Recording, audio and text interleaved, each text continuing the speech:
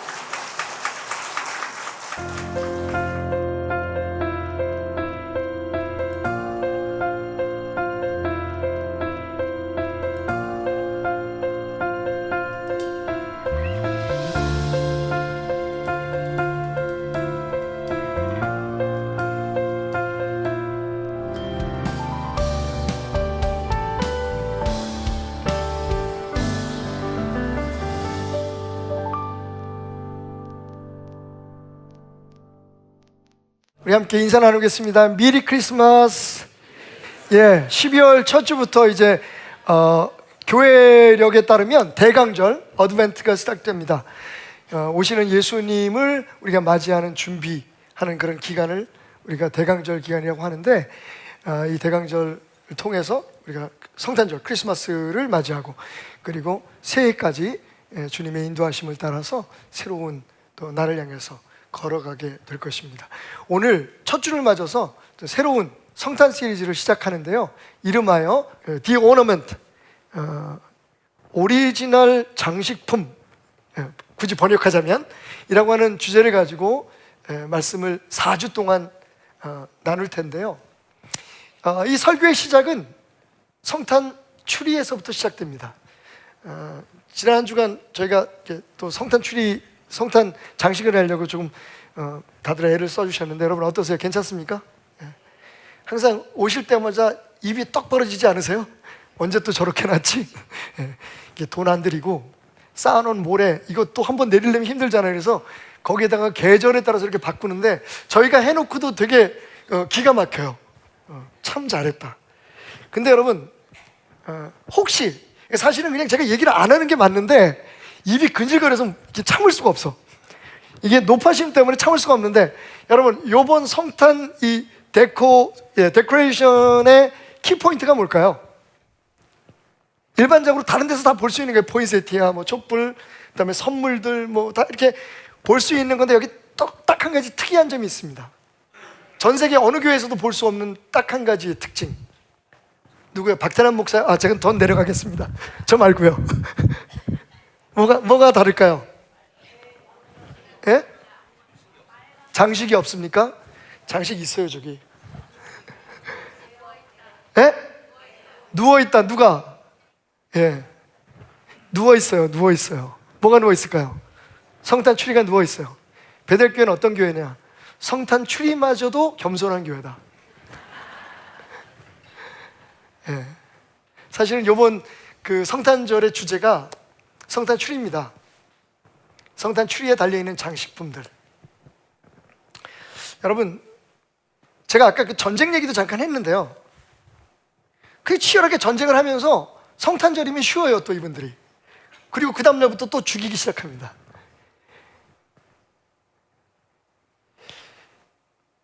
그런데 여러분, 사실 성탄절이 그 화려했던, 요즘은 그래도 플라스틱으로, 그죠? 뭐 자연환경, 뭐 환경보호니 이런 걸 생각해서 플라스틱으로 성탄 추리를 만들지만, 예전에는 성탄 추리만큼 불쌍한 나무가 없어요, 그죠? 그 짧은 기간 동안에 많은 사람들이 관심을 받고 온 몸에 치장을 합니다. 번쩍번쩍 빛나죠. 어쩌면 성탄 추리에 뇌가 있다면, 생각하는 지능이 있다면 그렇게 생각할까? 나 뭐가 된 줄 알 거예요, 그죠?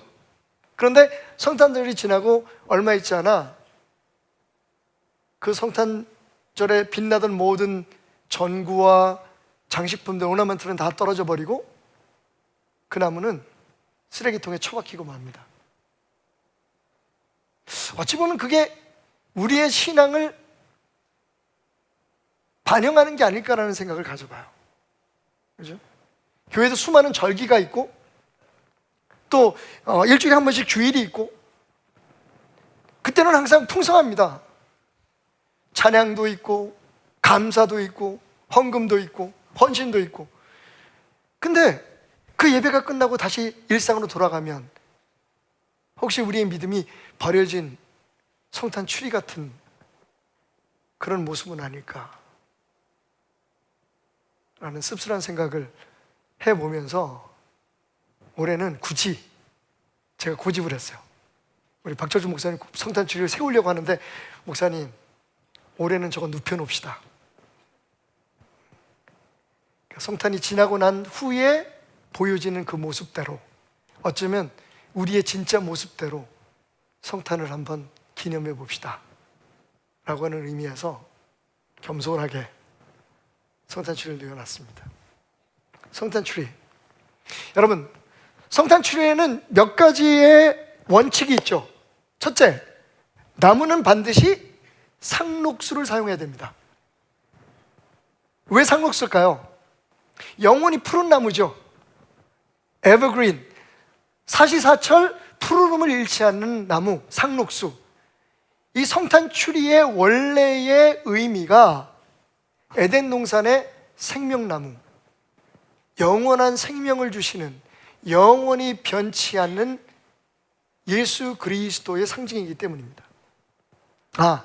지금 그렇다는 얘기가 아니라 옛날에 그랬다고요. 원래 그랬다고요. 예.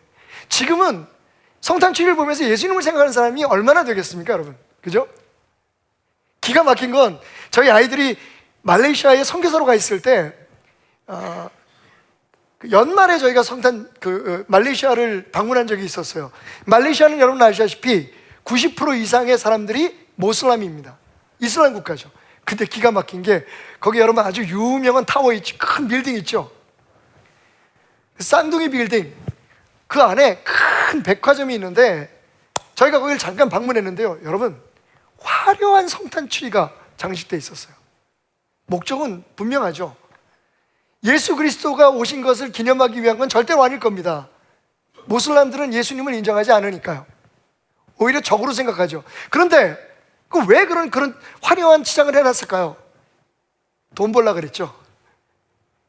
전 세계가 기념하는 성탄절을 통해서 뭔가 더 많은 수입을 얻고 더 많은 사람들을 백화점으로 긁어 모으려고 하는 그런 목적이 있었겠죠. 여러분, 요즘 성탄 추리를 세우면서 저 시청 앞에 세워진 것 말고는요, 그건 교회들이 힘을 모아서 세운 거니까 그렇다고 치지만, 여기저기에 서 있는 성탄 추리, 그리고 가정마다 성탄 추리를 세우면서 예수님 얘기를 하는 가정, 예수님 하는 곳이 얼마나 되겠습니까? 그냥 축제인 거죠. 할라데이인 거죠. 근데 원래 성탄 추리는 영원히 변치 않고 생명을 주신 에덴 동산의 생명나무, 그리고 우리가 요한계시록에 등장하는 끝까지 이긴 자는 생명나무로 인도하실 것이라고 하는 그 주님의 말씀에 근거한 Evergreen Tree, Tree of Life, 예수 그리스도를 상징하는 것이었습니다.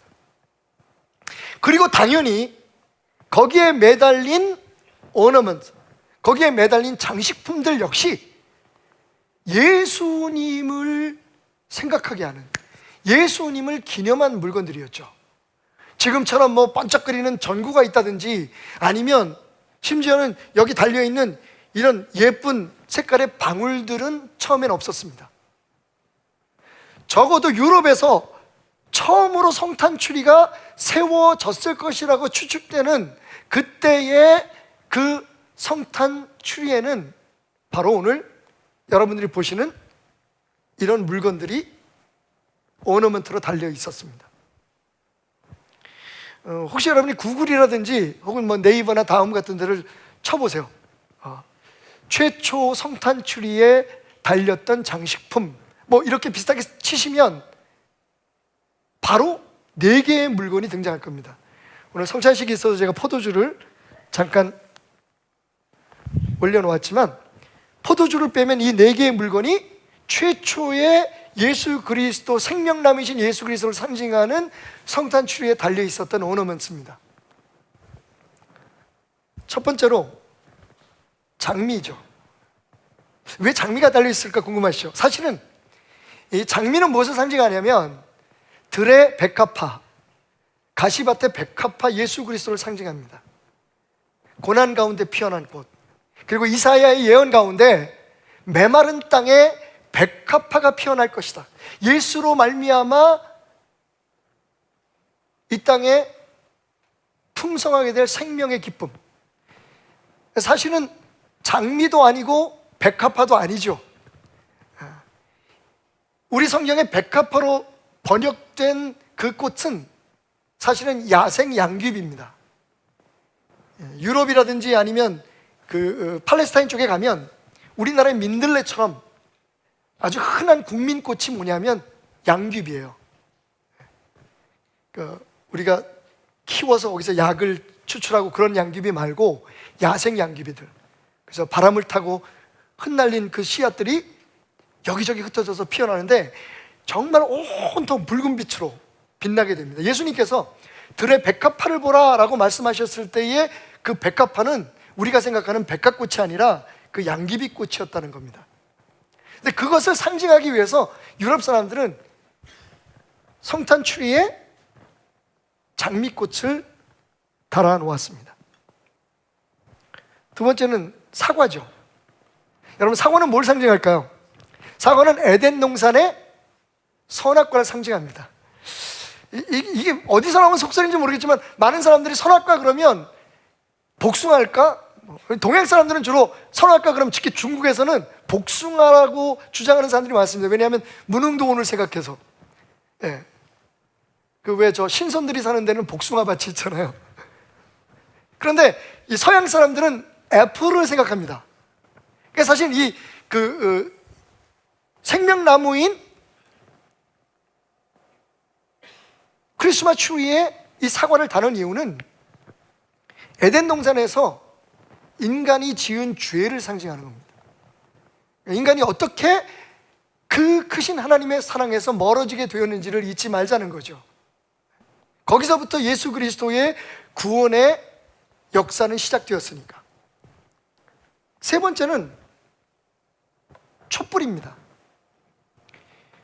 촛불을 다는 이유는 여러분 아시다시피 아낌없이 당신을 희생하면서 세상에 빛이 되어주신 분, 그리고 나아가서 우리에게 그런 삶을 살라고 말씀하신 분, 너희는 세상의 빛이다 라는 말씀을 주셨던 그 주님을, 그 주님의 희생과 사랑을 생각하기 위해서 촛불을 달아놓았고, 그리고 오늘 여러분과 함께 나누려고 하는 빵입니다.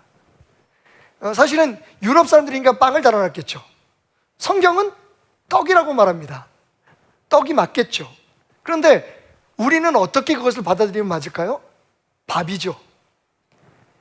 주식입니다.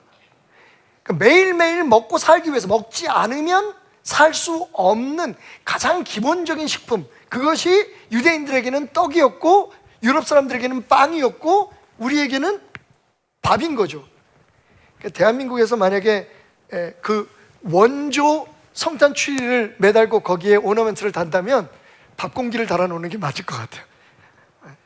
요새 뭐 그거 어렵지 않습니다. 햇반 사다가 달아놓으시면 되니까. 빵을 달아놓았죠. 이래서 사실은 인간이 지은 죄, 그리고 예수 그리스도의 희생, 그로 말미암아 피어나게 될 하나님의 나라, 그리고 그 나라의 빛이 되어야 될 우리의 삶, 이렇게 4개의 물건만을 달아놓았습니다. 그것이 원래 성탄 추리를 장식하면서 성탄의 의미와 그리고 성탄의 주인공, 산타크로스도 아니죠, 백화점 사장님도 아닙니다. 성탄의 주인공은 예수 그리스도입니다. 그 예수 그리스도를 다 바라보고 그분이 이 땅에 왜 오셨는지, 그리고 그분을 믿는 우리는 어떻게 살아야 되는지를 우리에게 전하려고 했던 최초의 오리지널 어센틱 성탄 추리의 의미요 목적이었던 거죠. 그런데 지금은 너무 현란하고 화려해졌습니다. 이제는 뭐 그나마 십자가도, 그리고 성탄 추리 위에 별도 사라져버리고, 거기에는 무지갯빛 깃발이 꽂히고, 그리고 성탄 추리는 그저 마냥 화려해져 가기만 하고 있습니다. 오늘 우리가 처음으로 생각해 볼 성탄 추리의 장식품은 빵입니다. 오늘 말씀을 보니까 예수님께서 이렇게 말씀하시죠. 내가 하늘에서 내려온 떡이다. 우리 표현으로 말하면 내가 하늘에서 내려온 밥이다. 여러분, 예수님이 하늘에서 내려온 밥이라고 말씀하십니다.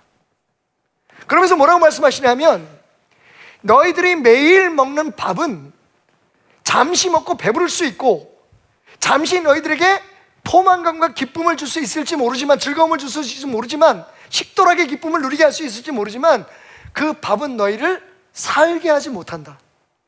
육신적으로 잠시 이 땅에 살아있게 할 수 있지만 너희들의 영혼을 살리지는 못한다. 그러나 하늘에서 내려온 밥, 하늘에서 내려온 떡인 나를, 빵을 먹는 자는 영원히 살리라. 여러분은 아멘 하셨지만, 여러분 그 말의 파장이 어땠는지 아십니까? 예수님을 따라왔던 많은 사람들, 예수님을 통해서 여러 가지 기적을 체험하고 삶의 문제를 해결하려고 했던 많은 사람들이 전부 다 돌아가 버리고 12 제자만 남았어요. 핵심적인 사람들만 남아 있었습니다. 이 말은 사람들에게 혼란을 가져오게 된 거죠. 생각을 해보십시오. 내가 빵이라는 겁니다. 오케이, 그건 상징적인 언어라고 생각합시다. 비유라고 생각합시다. 그런데 문제는 뭡니까? 빵인데 어디서 온 빵이냐면 하늘에서 내려온 빵이라고 말합니다. 오케이, 이것도 상징적인 말이라고 생각합시다. 그런데 예수님께서 그 다음에 뭐라고 결정적으로 말씀하시냐면, 나를 먹어라라고 말씀하세요. 내가 생명의 떡이고 내 피는 생명의 음료다. 그러니까 나를 먹고 내 피를 마시는 자는 영원히 살 것이다. 여러분, 사람들이요 수군거리며 예수님을 떠나가 버렸습니다. 야, 우리가 생각하던 그 예수가 아니야. 저거 미친 사람이야. 아니, 어떻게 사람이 사람을 먹으리고 자기가 하늘에서 내려왔대. 여러분, 이 사건이 언제 일어났는지를 보면 이 상황을 조금은 더 쉽게 이해할 수 있을 것 같아요. 여러분, 이 요한은요 예수님이 행하신 기적을 정확한 의도로 우리에게 전하고 있습니다. 그래서 예수님이 행하신 그 기적들을 소위 기적이라고 말하지 않아요. 요한복음에 보면 예수님이 행하신 물로 포도주를 만든 사건이라든지, 또 오늘 오병이어의 기적 같은 이런 사건들이 계속 기록되어 있는데, 요한은 이것을 미러클, 기적이라고 얘기하지 않습니다. 뭐라고 얘기하냐면 사인이라고 얘기해요. 여러분, 사인 아시죠? 사인. 네. 우리가 음식점에 가면 그 음식점에 간판이 붙어 있잖아요. 그걸 우리가 사인이라고 부르죠.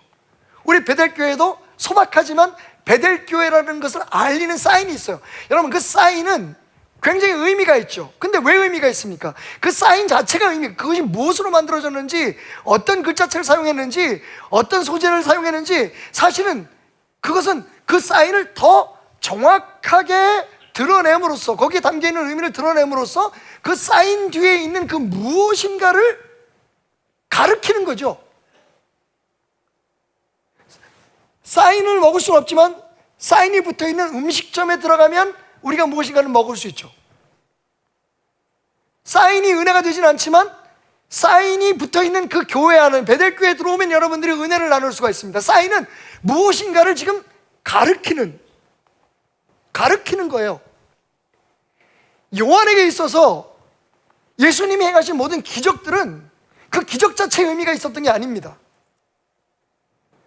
그 기적을 통해서 예수님이 누구신지, 우리가 예수님을 어떻게 믿어야 되는지를 가르치기 위한 하나의 편말 같은 역할이었어요. 그래서 사인이라고 항상 얘기하는 거예요. 이적이라고 얘기합니다. 오늘 사실 이 내가 하늘에서 내려온 생명의 떡이다라고 말씀하신 이 컨트로버셜한 이 말도 사실 이 굉장히 그 의미심장하지만 이해하기 어려운 이 말도 언제 예수님께서 하셨냐면요, 바로 오병이어의 기적이 행해진 바로 그 직후였어요. 다른 복음서를 보면 이 오병이어의 기적, 물고기 2마리 보리떡 5개로 5,000명, 아니 2만 명을 먹이고 난 후에 어떤 일이 벌어졌냐면 사람들이 와서 예수님을 지도자로 삼으려고 했어요. 지금 말하면 대통령을 삼으려고 했습니다. 그 당시에는 왕으로 삼으려고 했죠. 유대인들뿐만 아니라 다른 나라에서 소문을 듣고 온 사람들도 예수님을 왕으로 삼으려고 했어요. 왜? 그들의 목적은 잘 먹고 잘 사는 데 있었으니까요. 지금도 별 다르지 않습니다, 여러분. 뭐 전 세계적으로 지금 새로운 지도자들이 막 뽑히고 있는데 그 지도자들을 보면 윤리적이고 도덕적인 건 별로 큰 문제가 안 돼요. 서로 이제 선거운동을 할 땐 굉장히 막 그거 가지고 시비도 걸고 싸우고 하지만 결과적으로 어떤 대통령이 제일 좋냐? 잘 먹게 해주는 사람이 제일 좋은 거예요. 그죠? 우리나라도 마찬가지예요. 생각해보면 그 사람이 누구든지 뭐 별로 중요하지 않아요. 그냥 잘 먹고 잘 살면 그 사람의 모든 잘못은 다 덮어줄 수 있는 거죠. 우리가 기대하는 세상의 지도자는 그렇습니다. 그리고 우리가 그런 지도자를 기대한다는 것은 우리가 이 세상에 사는데 삶의 최고의 목표를 어디에 두고 있는지를 말해주고 있는 거죠. 예수님께서 오병이어의 기적을 행하셨어요. 상상을 해보십시오, 여러분. 물고기 2마리를 보리떡 5개 가지고 2만 명을 먹여요. 이런 사람이 대통령이, 이런 사람이 왕이 되고 이런 사람이 리더가 되면 우리는 그냥 일할 필요도 없는 거예요. 그저 가지고 있는 것 좀 갖다 드리고 매일 그 문 앞에서 기다리고 있다가 왕궁에서 모든 백성들이 먹고 싶은 만큼 자기네들이 그것도 메뉴가 매번 바뀌어. 이건 얼마나 좋은 리더입니까? 그런데 예수님께서 그런 사람들의 그런 청원과 요청들을 물리치시면서 하신 말씀이 이거예요. 야, 잠깐. 오늘 너희들이 이렇게 내가 기적을 통해서 만들어낸 음식들을 먹고 행복해하고 즐거워하고 있지. 그리고 더 많은 것들을 내게 해달라고 요구하고 있지. 하지만 내가 너희들에게 하고 싶은 말은 이거다. 나는 하늘에서 내려온 떡이다. 내가 만들어준 이 떡을 먹고 내가 너희들에게 제공하는 이 축복으로 살 것이 아니라 그거 좋지.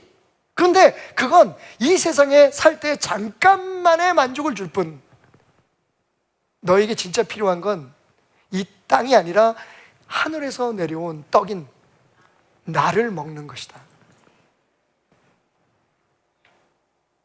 여러분,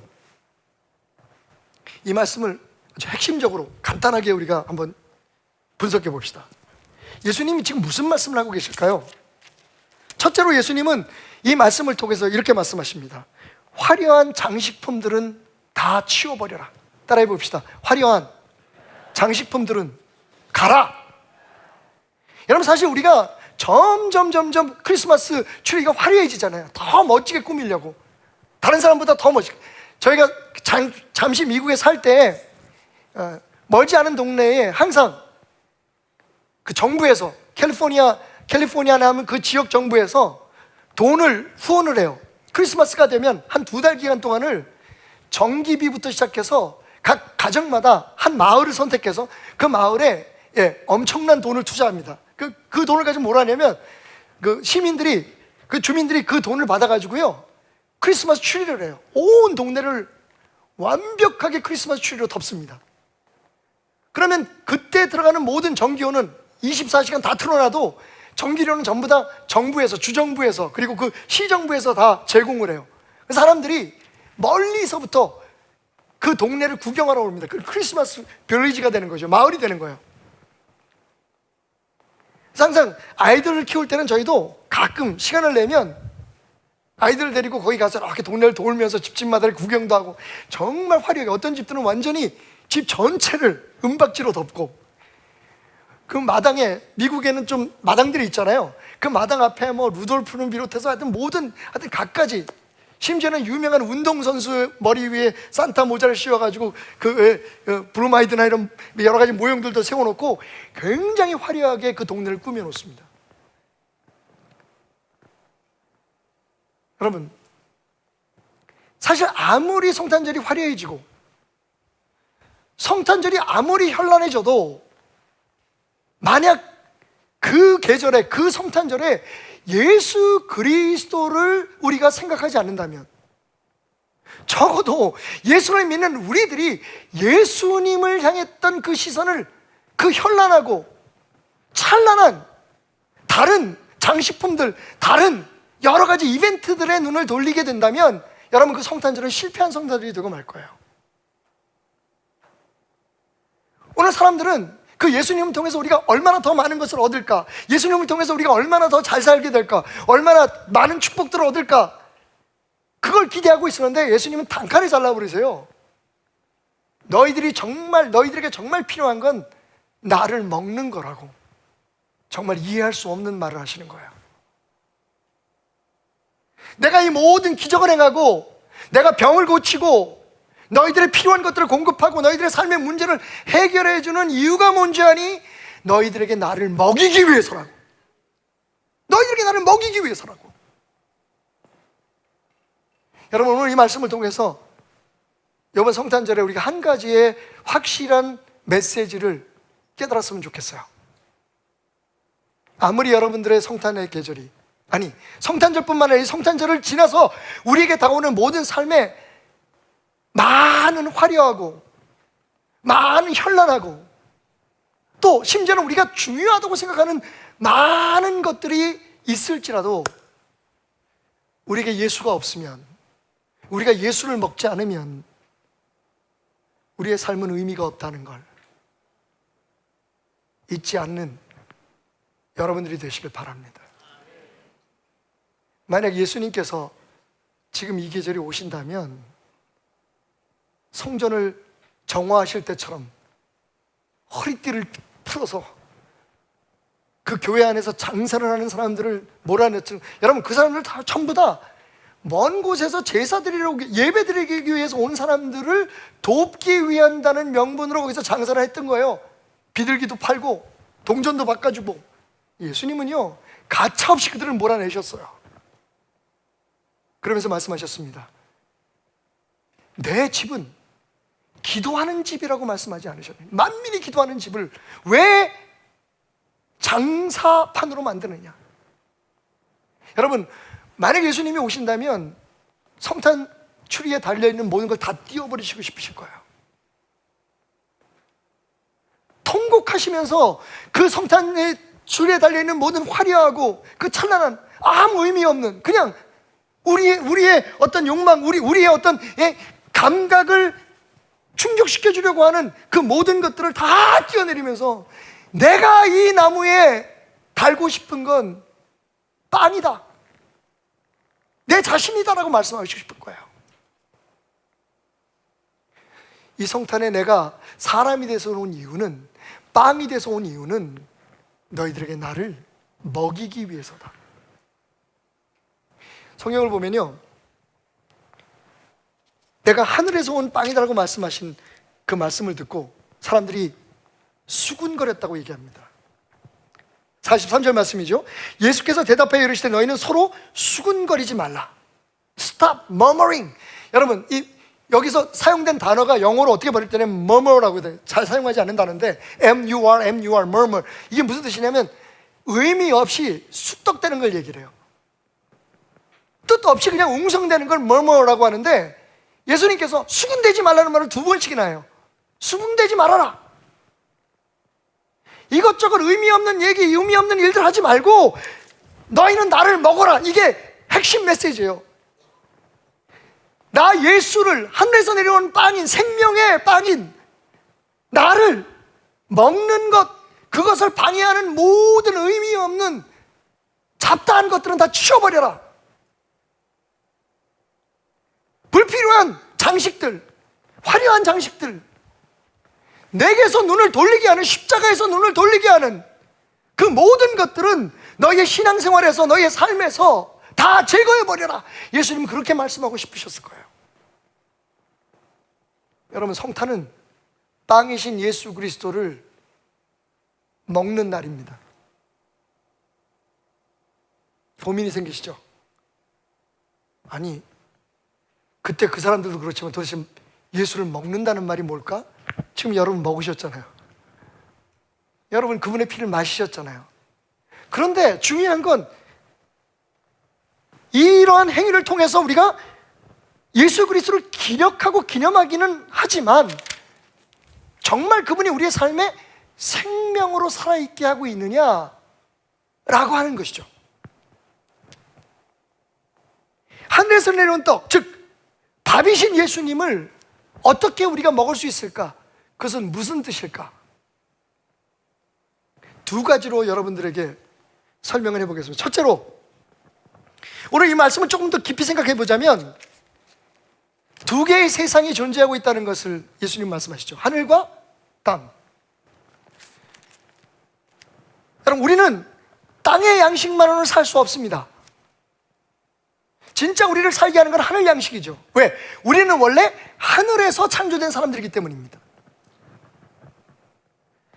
예수님께서 내가 하늘에서 내려온 빵이라고 말씀하신 이유는 너희는 지금 땅의 빵만, 세상의 삶만을 생각하고 있구나 라고 하는 질문이 담겨 있는 거죠. 여러분 기억하십니까? 우리가 잘 아는 말씀이죠. 사람이 떡으로만 살 것이 아니오.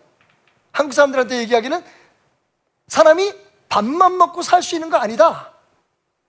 하나님의 입에서 나오는 말씀으로 살아가라고 해요. 여기도 분명히 두 개의 양식이 등장합니다. 하나님의 입에서 나오는 하나님의 말씀, 하늘의 양식과 그리고 이 세상의 양식인 밥. 오늘 우리는 이 예수님의 말씀 앞에서 스스로 질문을 던질 필요가 있어요. 우리는 지금 뭘 위해서 교회에 나옵니까? 교회에 나와서 우리가 먹고자 하는 양식은 뭡니까? 두 가지 다. 그죠?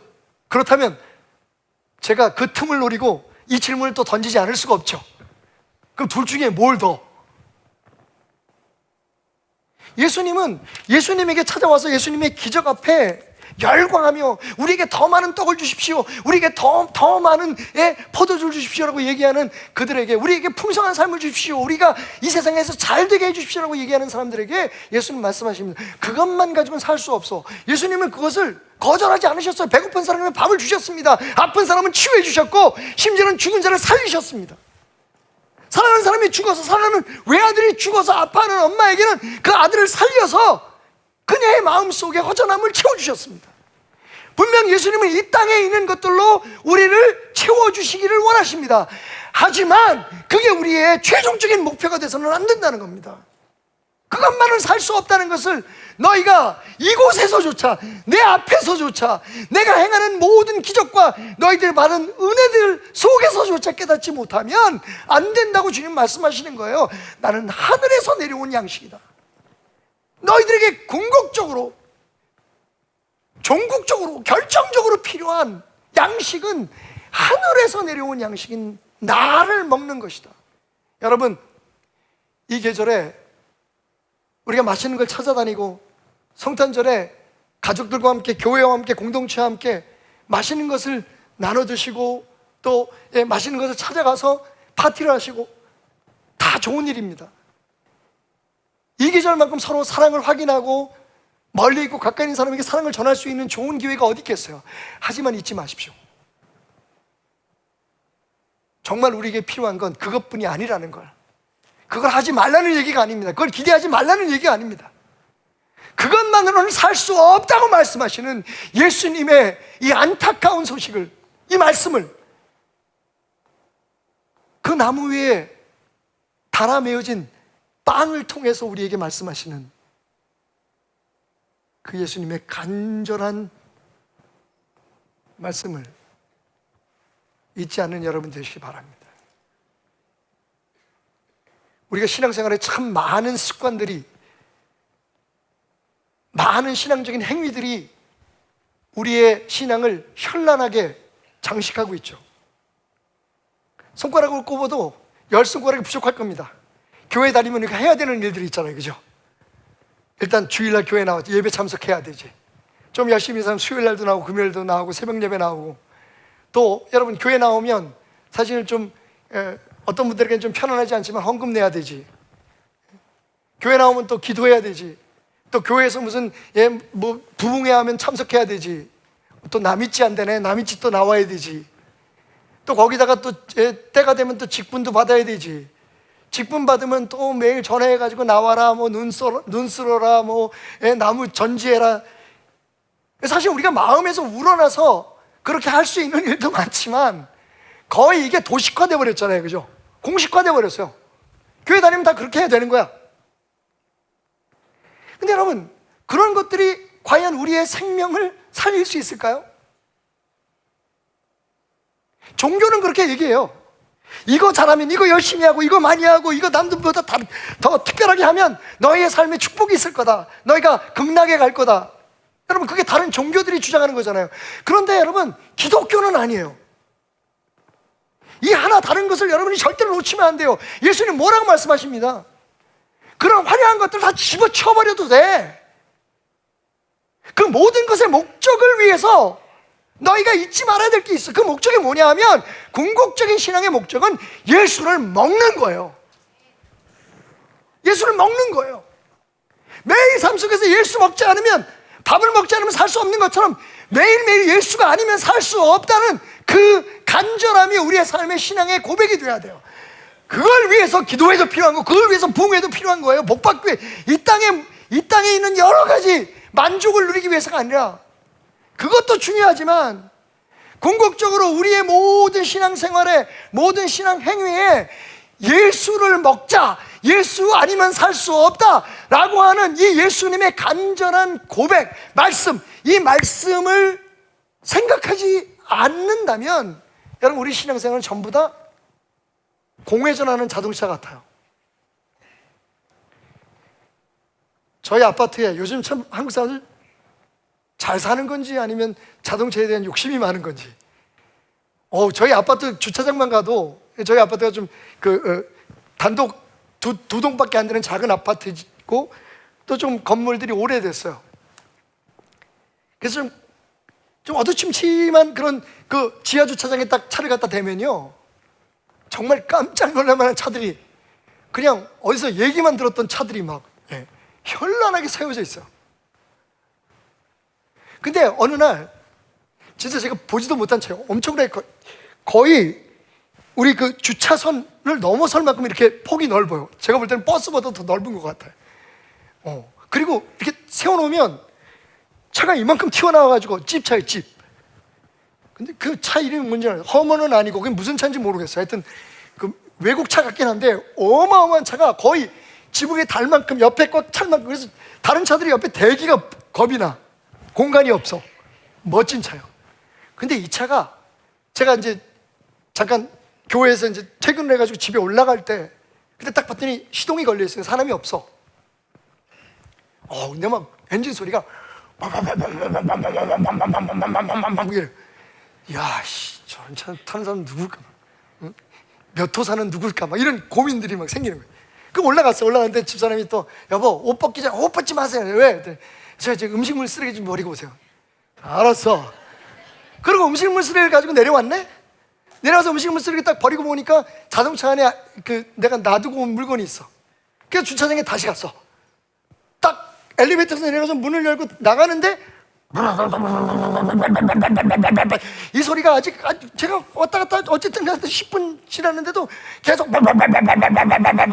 근데 이런 소리뿐만 아니라 가스가, 그죠? 지하 주차장에 거기 옆에 뭐라고 써 있게요? 공회전을 하지 맙시다. 소용없어.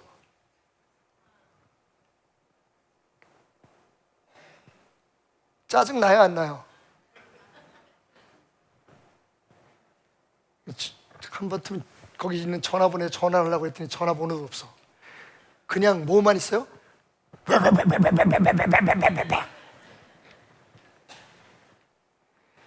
여러분, 제가요,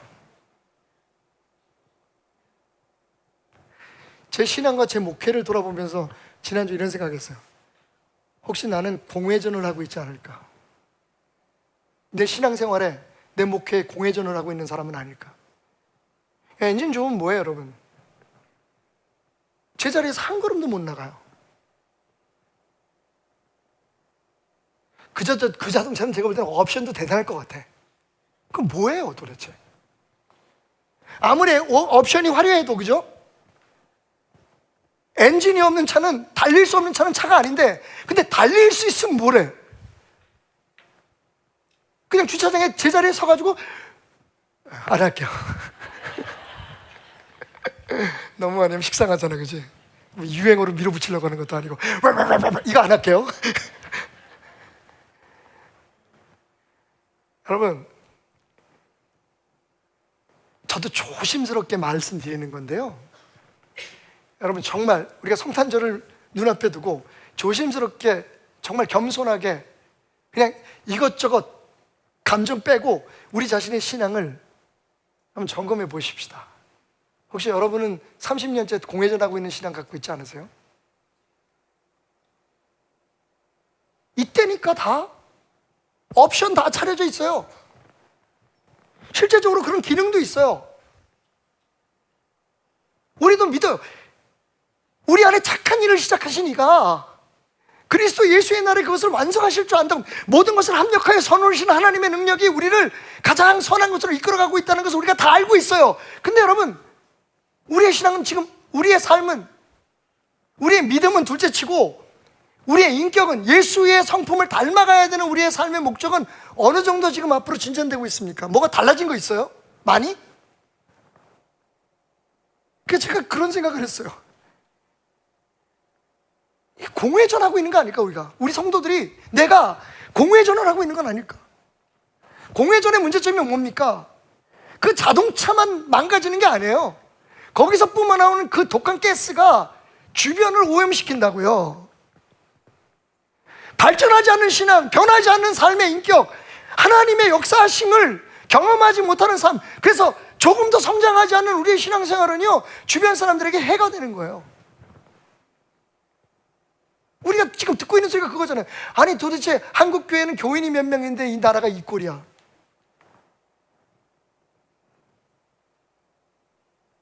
어쩌면 우리는 지금 화려한 옵션을 가지고 있지만, 모든 것을 다 갖추고 있는데, 교회도 열심히 헌금도 잘하고 주일날도 열심히 나오고, 근데 정말 중요한 거, 공회전을 멈추지 못하고 있어요.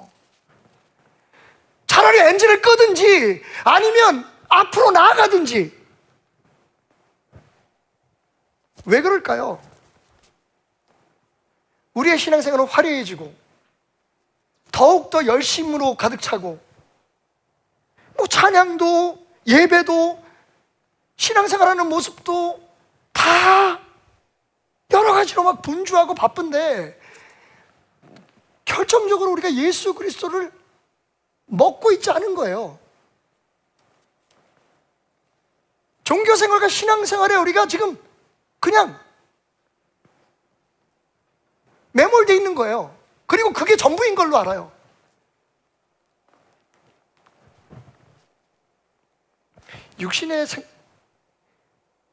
우리의 신앙적인 외적인 그런 것만으로는 우리는 살 수가 없어요. 이 땅의 것은 살 수 없단 말이에요.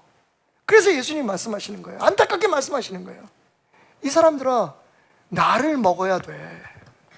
나를 먹어야 산단다. 그러면 마지막으로 우리에게 던져지는 질문이죠. 이 예수를 먹는다는 말은 뭘까요? 예수님께서 이걸 좀 친절하게 설명해 주셨으면 그 사람들 안 갔을 텐데. 그래도 제가 참 가끔 성전의 자리가 비고 좀 어느 때보다 이렇게 성도들이 좀 적게 왔다라고 하는 생각에 부담이 갈 때는 오늘 이 말씀을 생각해요.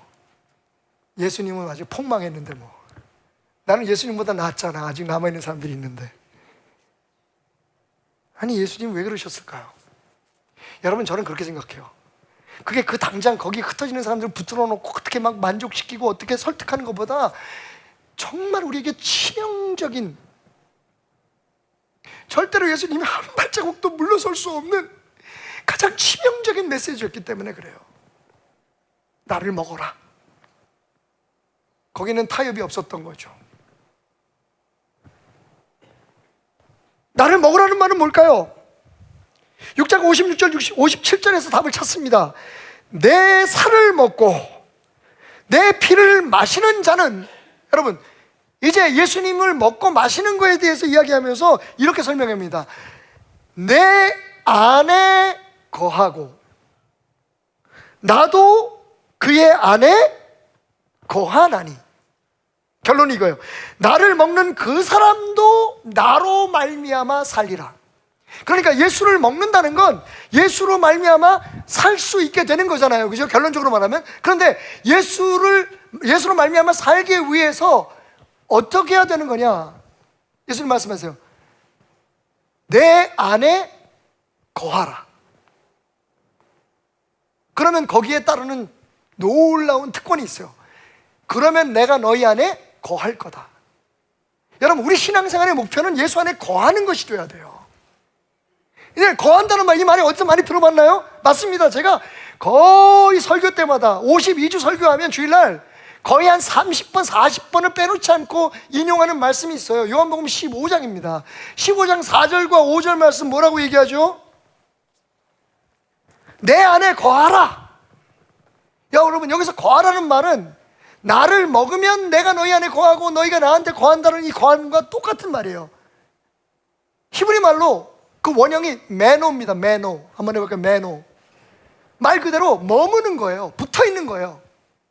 그래서 영어 번역에 보면 remain in me 라고도 번역되어 있고, 어떤 때는 attach to me 라고 얘기해요. 나에게 붙어 있어라고 번역된 데도 있고 내 안에 머물라고 번역된 데도 있어요. 우리 한글 성경에는 거하라고, 거하는 게 뭡니까 여러분? 거기에 머물러 있는 거죠.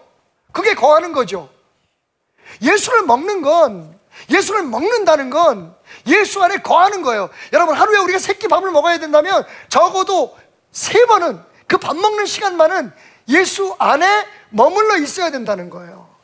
예수가 밥이라면 말이죠. 사실은 거의 매 순간, 매 시간 우리가 어디든지 무엇을 하든지 예수를 먹지 않으면 살 수 없다. 예수를 먹는 것이 우리의 영의 양식이다, 우리의 생명이다라고 믿는다면 예수 안에 거하는 것을 위해 우리의 삶의 모든 것을 초점을 맞춰야 되는 거예요. 근데 여기 순서가 있죠. 너희가 내 안에 거하면 내가 너희 안에 거한다. 예수님이 우리 안에 거하는 건 자동이에요. 그런데 이 자동의 축복을 누리기 위해서는 어떻게 해야 됩니까? 우리가 예수 안에 거하려고 해야 돼요. Remain in me, then I will remain in you. 너희가 나한테 너희 안에 머물러 있으려고 하면 내가 너희 안에 머물게 될 거야. 여러분, 예수를 먹는다는 건 우리가 밥을 먹어서 그 음식을 우리 안에 집어넣는 것처럼 예수를 우리의 삶 속에 흡수하는 거예요. 예수 안에 머물려고 우리 자신을 드리는 거예요. 어렵지 않죠? 오늘 설교 내용 자체가 그러니까 모든 사족 다 띄워버리겠습니다, 여러분. 여러분이 여태까지 들어왔던, 많은 곳에서 들어왔던, 여러분 교회 출석 열심히 하십시오. 주일날은 죽어도 본교회에 오셔서 예배 드려야 합니다. 11조 꼭 하십시오. 교회에서 무슨 전도하는 거 여러분 그때 다 참석하셔야 됩니다. 이런 말 다 띄워내겠습니다. 만약 여러분이 예수 안에 거하려고 한다면 비로소 그 모든 것이 의미를 갖게 되기 때문에 그래요. 여러분, 사인이 내용이 아닙니다. 그 사인 뒤에 있는 실체가 있죠. 베델교회라는 이름이 여러분을 베델교인으로 만들지 않죠. 베델교회에 들어와서 여러분들이 베델교인의 삶을 살아야 교인이 되는 거죠. 언제부턴가 우리는 마치 성탄 추리에 화려한 잡다한 여러 불필요한 장식, 심지어는 이교도적이고 심지어는 이단적인 것들을 막 달아매가면서 성탄절을 축하하는 사람들처럼 진짜 성탄 추리에 달려져 있는 그 예수 그리스도, 밥이신 생명의 양식이신 예수 그리스도를 감춰버리는 수많은 종교 의식과 우리 스스로가 만들어 놓은 종교적인 신념으로 다 화려하게 주장하고 있는지도 모르겠어요.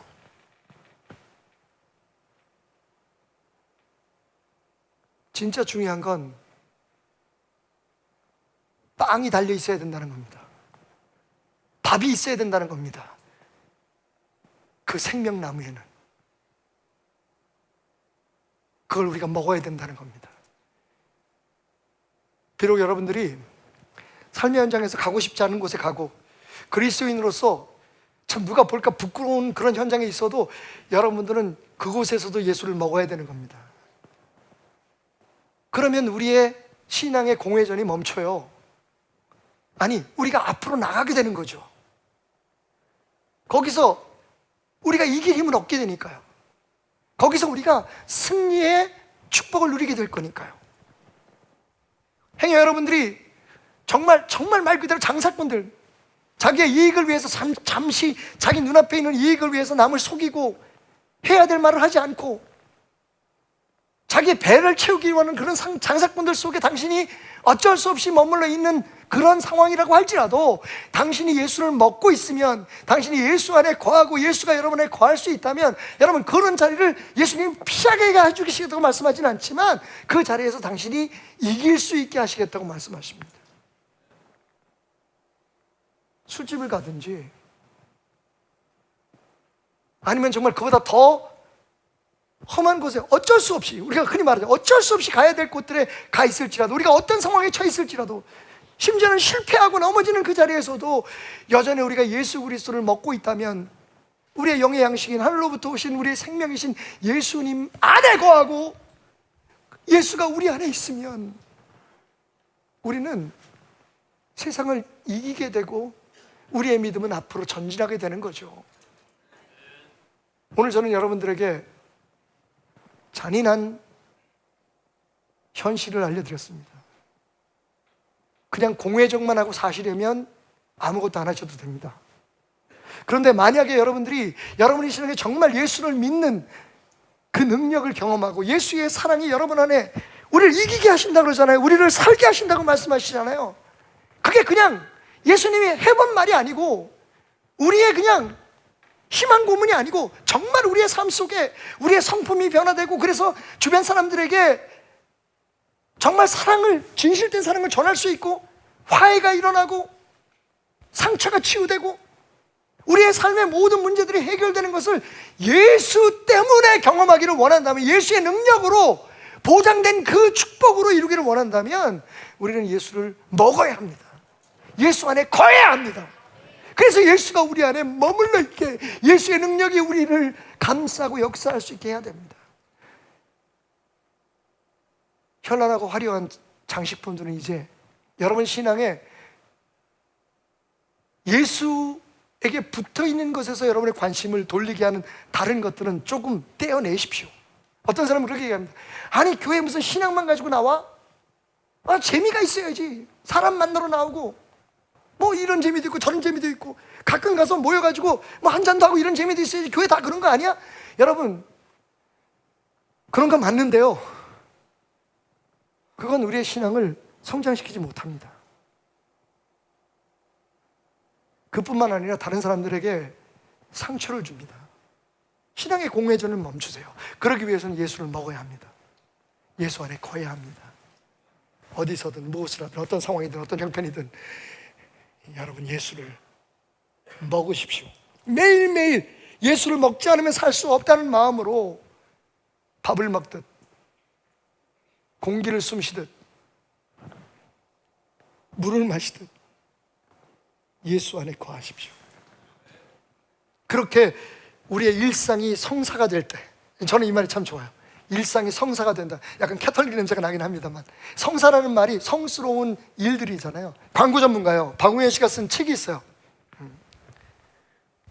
문학과 순간이라고 하는, 문장과 순간이라고 하는 책이 있는데, 그 책에 이분이 뭐라고 썼냐면요, 나는 언젠가 누구에게 들은 일상이 성사가 되게 하라 라고 하는 말을 참 좋아합니다. 그게 내 삶의 목표입니다. 그게 뭐냐면요, 내 삶의 모든 게 다 예배가 되는 거죠. 성스러운 일들이 되는 거죠.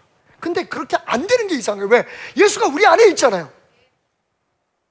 그러면 우리의 삶은 모든 게 다, 심지어는 우리가 다른 사람하고 다투고 싸우는 일조차도 성사가 돼야 되는 거예요. 우리는 예수를 떠나서 살 수 없잖아요. 그렇다면 우리가 하는 모든 얘기나 우리가 주장하는 모든 진리들은 다 거짓인 거죠. 예수가 우리 안에 있다면서요. 그 사실을 잊어버리면 안 되는 거죠. 박홍현 씨는 그래서 얘기를 해요. 내 삶이, 일상이 성사가 되게 하라. 뭔가 거룩한 것을 찾아다니지 말고, 어떤 종교적인 거룩함을 추구하려고 하지 말고, 지금 당신의 삶을 거룩하게 하십시오. 그게 주님이, 떡으로 오신 주님이, 빵으로 오신 주님이, 밥으로 오신 주님이 우리에게 원하시는 뜻입니다라고 말이죠. 여기서 멀지 않은 하월곡동에서 일어나는 일입니다. 이게 이제 정호승 시가, 시인 정호승 씨가 썼던 산문에 나오는 얘기인데요. 제가 잊지 않아요. 너무 그 스토리가 좋아서. 크리스마스 이브 때였습니다. 너무 추운 날이었죠. 허스름한 옷을 입은 한 노인이 길거리에 쓰러져 있었습니다. 사람들이 지나가면서 욕을 하고 그냥 자기들 생각대로 평가를 하는 거죠. 아이 노인네가 아무리 성탄 이브라도 그렇지 술 먹고서 저러고 누워있다고, 자빠져 있다고. 그러고 그냥 한번 훑어보고 지나가는 겁니다. 욕을 하면서. 심지어는요, 한 젊은이가, 학생이 와가지고 좀 불량스러운 학생이 하나가 와가지고 그 노인네 주머니에 지갑을 훔쳐가는 거예요. 그러면서 아무도 그분을 돌봐주지 않았습니다. 그때 하월곡동 그 언덕에서 군밤 장사를 하던 아저씨가 한 분 계셨어요. 이분이 지나가다가 보니까 할아버지가 쓰러져 있는 지가 오래된 것 같아요. 가보니까 숨도 고르지 않고 되게 위험한 것 같아. 그래서 도와달라고 막 소리 지르는 사람들이 별로 관심을 안 쓰고 그냥 피하는 거예요. 그래서 끌고 왔던 그 군밤 리어커를 거기다 그냥 세워놓은 차로 그 할아버지를 들쳐업고 가까운 병원으로 달려갑니다. 그리고 그 할아버지가 걱정이 돼서 깨어날 때까지 자리를 못 두고 응급실 밖에서 앉아서 쪼그리고 앉아서 기다렸던 거예요. 새벽이 밝아왔습니다. 의사 선생님이 나오더니 혹시 어떻게 되시냐고 물어봐요. 아, 그냥 제가 길거리를 지나가는데 할아버지가 쓰러져 계셔가지고 여기 모시고 왔습니다. 큰일 하셨습니다. 그때 안 데리고 오셨으면 이분 돌아가셨을 겁니다. 지금 정신이 조금 돌아오셔서 가족들하고 연락이 돼서 가족들이 급히 온다고 하니 선생님 잠깐만 기다려 주십시오. 이 사람이 아닙니다. 아, 그러면 어르신에게 인사라도 좀 하고 가시죠.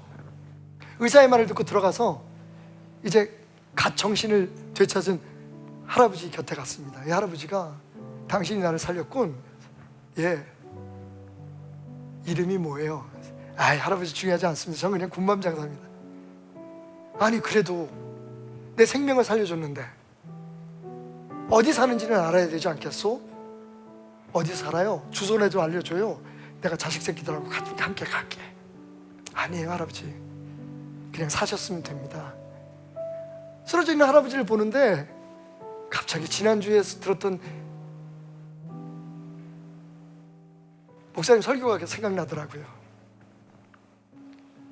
다 그냥 지나가는데 사마리아 사람 한 사람이 강도 만난 사람을 도와줬다고. 할아버지 감사하시려면 하나님께 감사하세요. 그리고 말없이 응급실을 떠났습니다. 할아버지가 참 고민이 되는 거예요. 그냥 보통 일도 아니고 생명을 살려줬는데 다 모른다고 하고 심지어는 주머니에 있는 지갑까지도 막 털어가는데 자기를 들쳐업고, 이 젊은이가 어디서 사는지 자네들을 통해서 막 그 하월곡동 지역을 막 자기가 쓰러져 있던 자리부터 해서 전부 다 훑었는데 만날 수가 없었어요. 다시는 그 사람이 군밤 장사를 하러 나오질 않았던 거죠. 그래서 할아버지가 자식들에게 부탁을 해서 광고를 해서 신문 광고를 진짜 이거 싫어합니다, 여러분. 하월곡동 군밤 장사에게, 그리고는 어떤 내용이 있었냐면요, 내 생명을 살려주신 것 너무 고마워서 죽기 전 당신을 꼭 한 번만은 만나고 싶은데 제발 연락 한 번만 주소. 그 자기 전화번호 밑에 적어놨어요. 연락이 왔을까 안 왔을까요? 연락이 오지 않았어요. 왜 그랬을까요? 정호승 씨는 거기에다가 그 알려지지 않은 이유를 이렇게 써놓았습니다. 그날 그 군밤 장수는 할아버지를 돕기 위해서 자기 리어카를 포기한 거예요. 누군가 세워져 있는 리어카를 가져가 버린 거죠. 가족들을 먹여 살릴 수 있는 유일한 길이었어요. 그날부터 이 사람은 다시 군밤 장사를 하기 위한 리어카를 마련하고 그 화덕을 마련하기 위해서 여기저기 막노동판을 돌아다니며 하루하루를 열심히 살았던 거죠. 그런 그는 신문을 볼 수도 없었고 장사하던 그 자리에 돌아갈 시간도 없었던 거죠.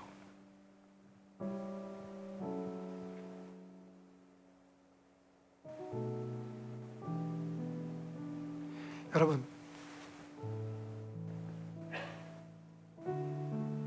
화려하고 멋진 교회 건물이나 시설과 그리고 거기에 모여드는 사람들의 타고 온 자동차나 입은 옷이 세상을 감동시킬 수 있다고 생각하십니까?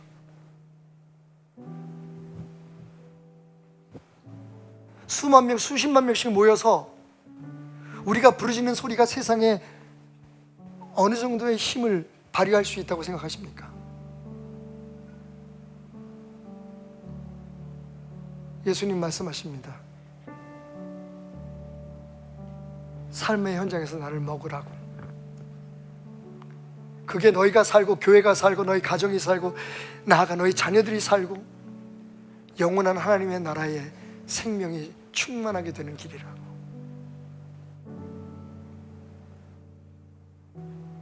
우리가 어디에 있느냐는 중요하지 않습니다. 우리가 누구이냐가 중요합니다. 그리고 어떻게 살고 있느냐.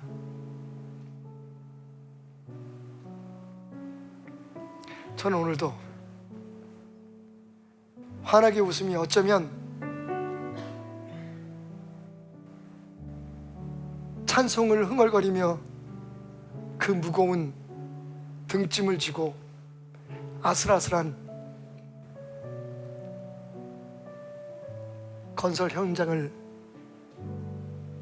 걸어 올라가는 그 군밤 장수가 떠오릅니다. 예수님을 먹었던 사람, 세상의 것을 잃어버려도 스스로 험난하고 힘든 길을 선택했어도 예수를 먹었던 사람, 지금도 그렇게 먹고 있는 사람.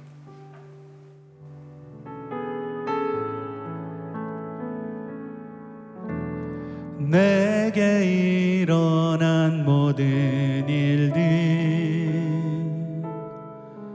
난 주님께 감사드려요. 나의 몸과 마음을 주께서 그의 거룩한 손으로 선택하시며 내게 일어난 모든 일들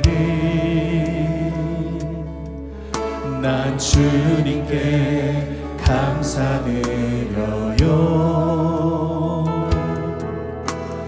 나의 몸과 마음을 주께서 그의 거룩한 손으로 선택하시며 구하시며 나의 행위와 나의 입술과 나의 영혼을 오늘 새롭게 늘 새롭게 하시니 내게 일어난 새로워지 내 모든 것 난 주님께 감사드려요.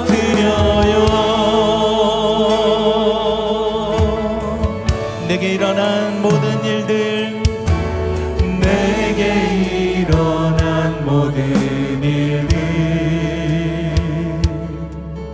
난 주님께 감사드려요. 작고 작은 나를 작고 작은 나를 쓰시고 그의 사랑으로 나를 감싸주시며 나의 행위와 나의 입술과 나의 영혼을 오늘 새롭게 늘 새롭게 하시니 내게 일어난 새로워지 내 모든 것 난 주님께 감사드려요.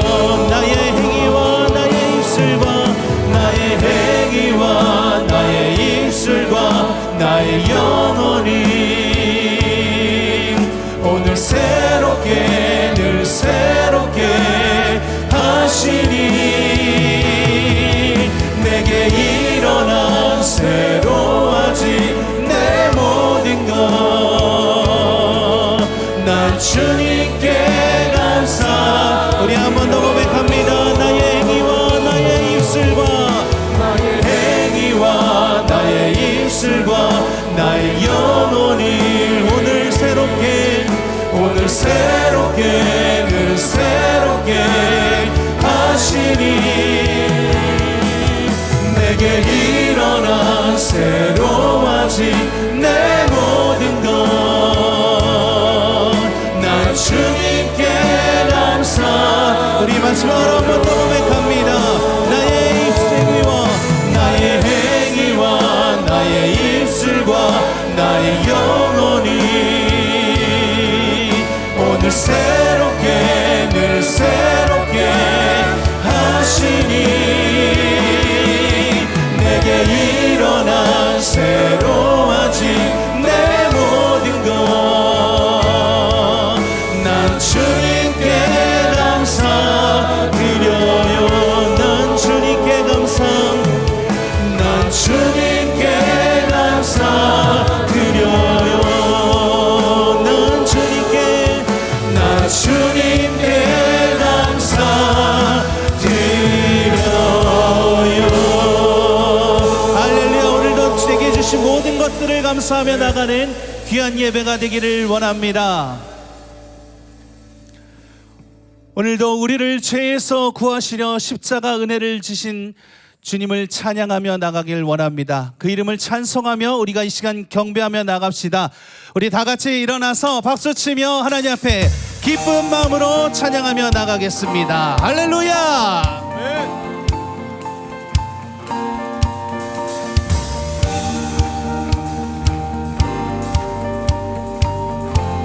우리를 죄에서 구하시려 우리를 죄에서 구하시려 주 예수 십자가 지셨으니 기쁘게 부르세 할렐루야. 나 구원하오. 우리를 주께서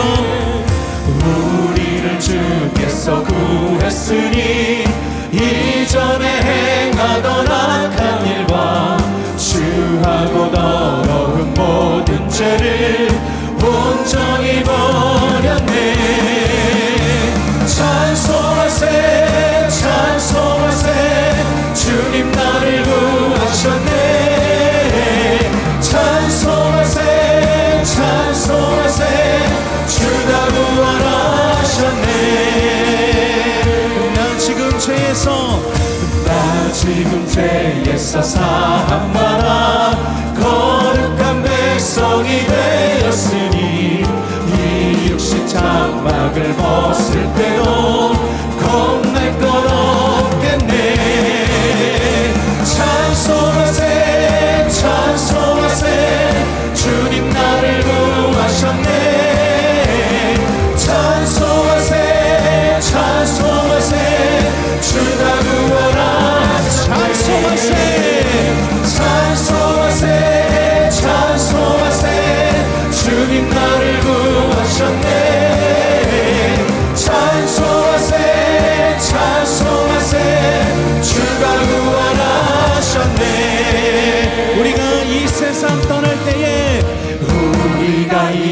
세상 떠날 때에 예수의 손목을 굳게 잡고 영원히 즐거운 천국에서 주 함께 살겠네. 할렐루야.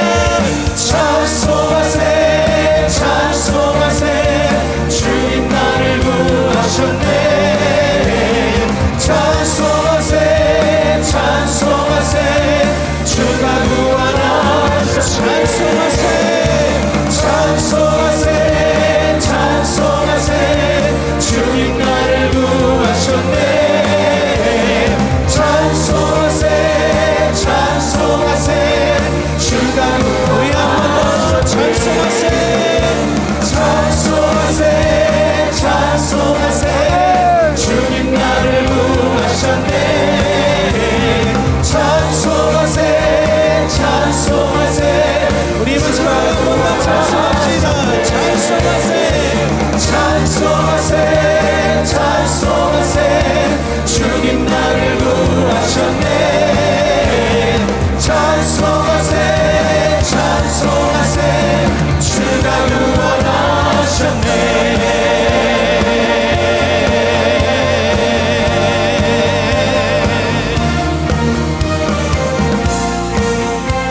모든 축복을 주신 주 이름을 높여 찬양합니다. 주 이름 찬양 주 이름 찬양 풍요의 강물 흐르는 부요한 땅에 살 때에 주님 찬양해. 주 이름 찬양 주 이름 찬양 거칠은 광야와 같은 인생길 걸어갈 때도 주님 찬양해.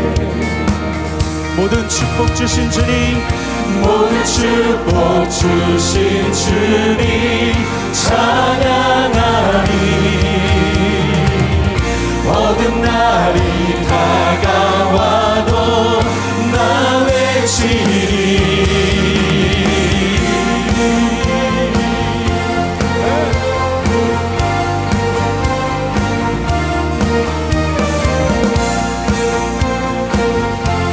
우리가 다시 한번 주님의 이름을 높여 찬양하며 나갑시다. 주 이름 찬양 주 이름 찬양 햇살이 나를 비추고 만물이 새롭게 될 때 주님 찬양해. 우리 한 번 더 주 이름 찬양 주 이름 찬양 가는 길 험할지라도 고통이 따를지라도 주님 찬양해. 모든 축복 주신 주님 모든 축복 주신 주님 찬양하리. 모든 날이 다가와도 나를 모든 축복 주신 주님 모든 축복 주신 주님 찬양하리. 모든 날이 다가와도 모든 날이 다가와도 나 외치리. 주의 이름을 찬양해 주의 이름을 주의 이름을 찬양해. 영화로운 주 이름 찬양해 주의 이름을 찬양해.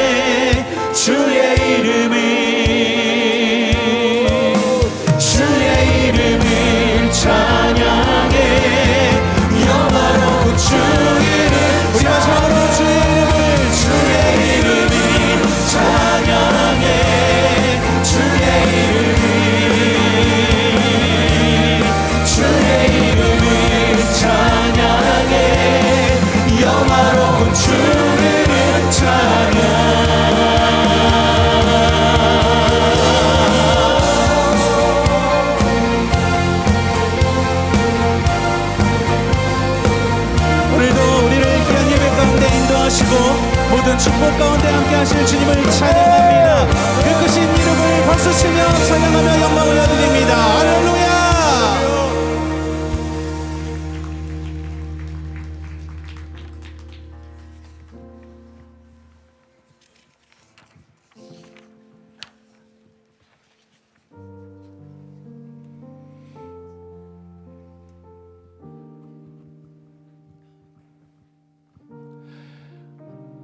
어느덧 12월을 맞이했습니다. 이제 올 한 해도 아까 말씀드린 것처럼 이제 한 달 정도 남았는데요. 남은 기간 동안 또 새해를 준비하면서 우리가 소망하는 아버지의 나라를 꿈꾸는 그런 귀한 은혜가 있었으면 좋겠습니다. 올해 우리에게 주신 귀한 말씀 베델 있다, 그 말씀을 붙잡고 주님의 나라와 세상을 잇는 귀한 그 연결 통로에 우리가 사용되었으면 좋겠습니다. 이 시간 같이 새로운 찬양을 또 우리가 함께 나누기를 원합니다. 가사의 은혜를 한번 잘 묵상하시면서 우리에게 꿈꿀 수 있는 아버지의 그 나라를 꿈꿀 수 있게 해주신 은혜에 감사하며 나아가는 귀한 시간이 되었으면 좋겠습니다.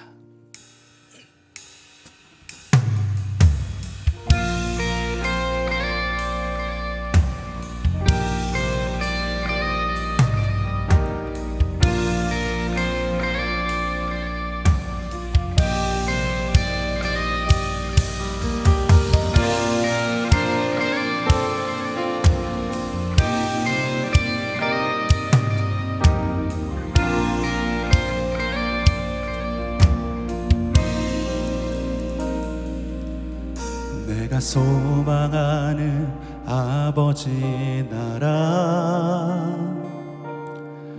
주님 오시는 그날 완성되리. 우린 고대하네 주님 오시는 그날을. 마라나타. 비록 부족함과 슬픔 많아도 주를 알아갈 때 참 만족 있네. 우린 기대하네 주님 오시는 그날을. 마라나타. 주 다시 오시는 그날에 우리 보게 되리. 모든 나라와 모든 열방이 주께 경배하는 그날을.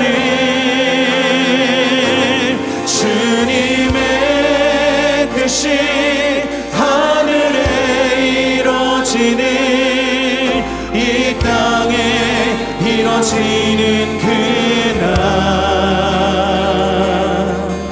모든 아픔 모든 눈물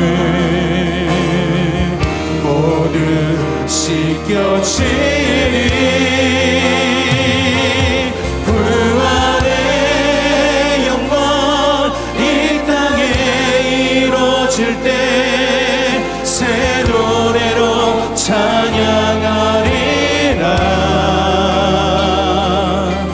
주를 향한 주를 위한 승리의 노래를 선포하리.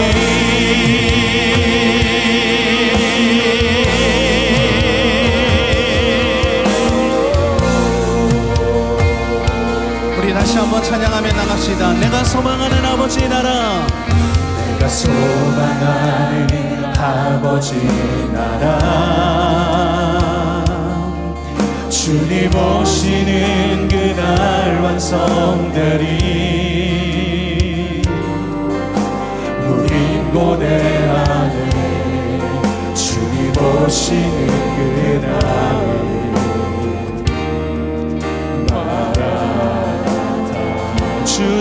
오시는 그날에 주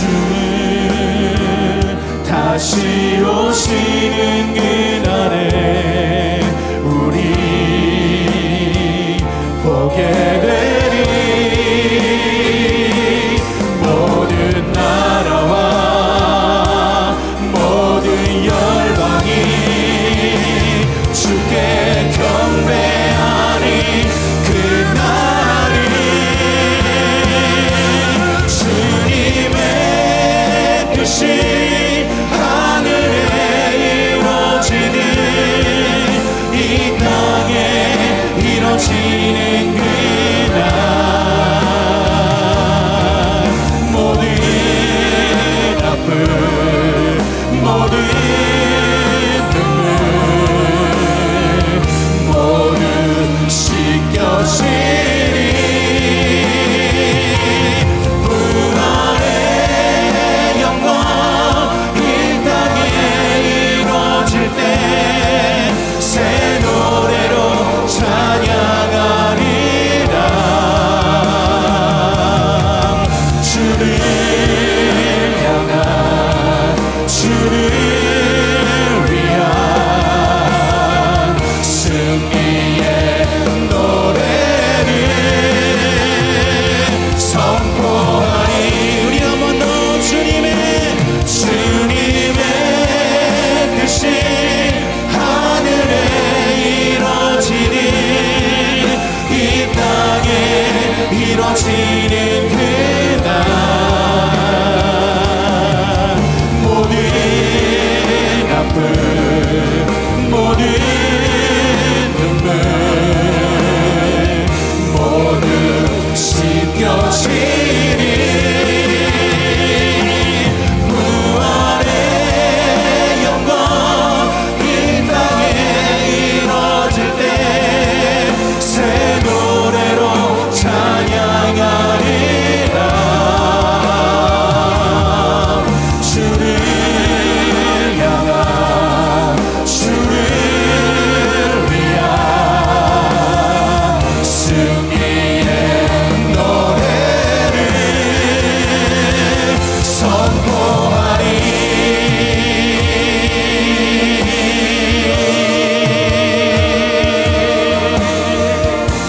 오늘도 이곳 함께 하실 주님을 찬양하며 주님의 그 크신 이름을 높여드립니다.